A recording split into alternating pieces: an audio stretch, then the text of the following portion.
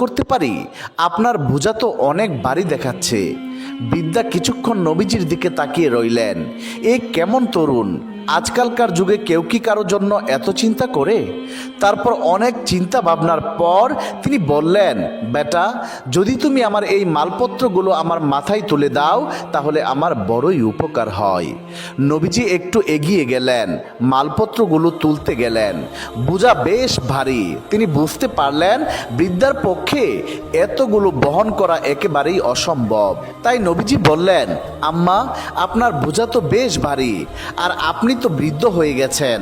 যদি আপনি অনুমতি দেন তাহলে কি আমি আপনাকে আপনার গন্তব্য পর্যন্ত পৌঁছে দিতে পারি? বৃদ্ধা এবার অবাক হলেন।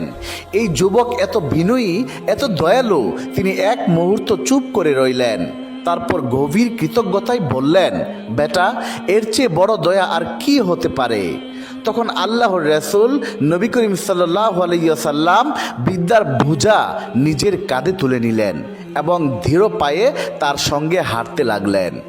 বৃদ্ধা হাঁপাচ্ছিলেন কিন্তু কথা থামাচ্ছিলেন না। পথ চলতে চলতে নবীজির দিকে তাকিয়ে বললেন, বেটা, আমি তোমাকে একটা কথা বলছি, শোনো। তুমি যদি বুদ্ধিমান হও তাহলে এই শহর ছেড়ে চলে যাও। এখানে এক ভয়ঙ্কর জাদুকর এসেছে।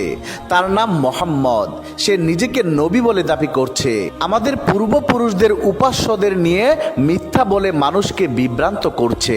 নবীজি নীরবে হাঁটছিলেন কিন্তু কোনো কথার উত্তর দিলেন না।